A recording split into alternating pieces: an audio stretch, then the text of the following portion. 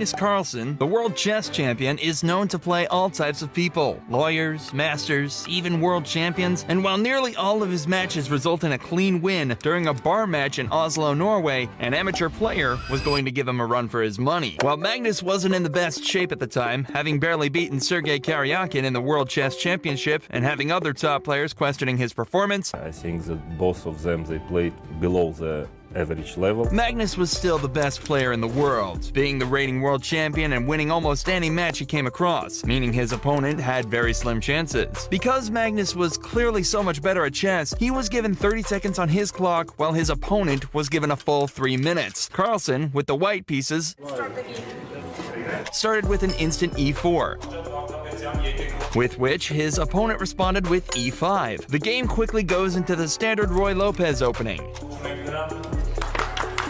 with the knights connected and c3 being played. Magnus's opponent then played his pawn to e6, chasing Magnus's bishop away.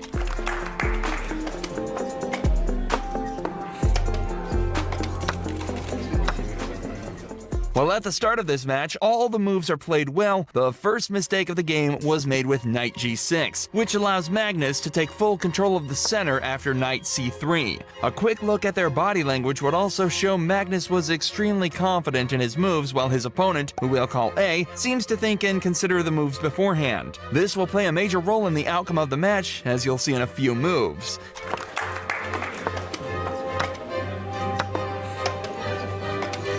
In this stage of the match, Magnus has a slight advantage from his well-placed pawns in the center, and is already preparing for an attack after bishop c2, having an aim at A's knight. In this position, Magnus's pieces are already a lot more active, and things are not looking good for A.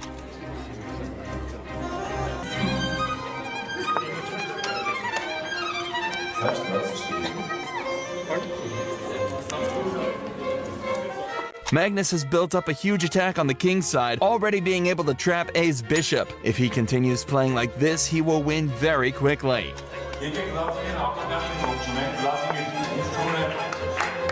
It's at this moment A realizes he's messed up.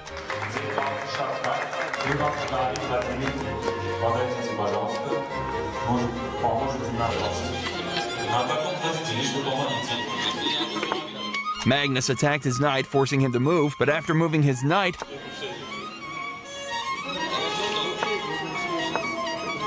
Magnus could trap his bishop with his pawn attack, making him lose a piece. A takes some time before realizing there's nothing he can do,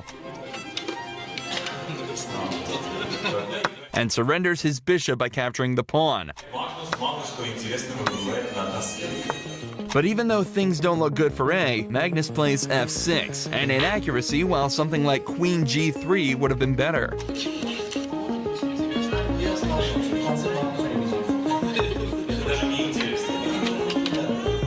A plays queen e5, threatening a scary mate on the h2 square. Magnus defends this by playing bishop f4. A immediately finds an attacking move with queen h5, which unfortunately is another mistake as it doesn't threaten mate.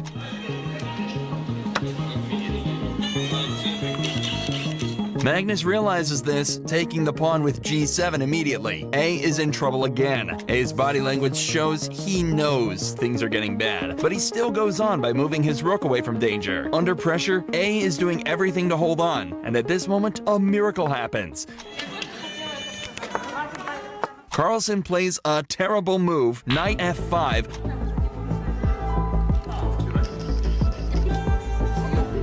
allowing A to win a free pawn while attacking the queen. Under high pressure,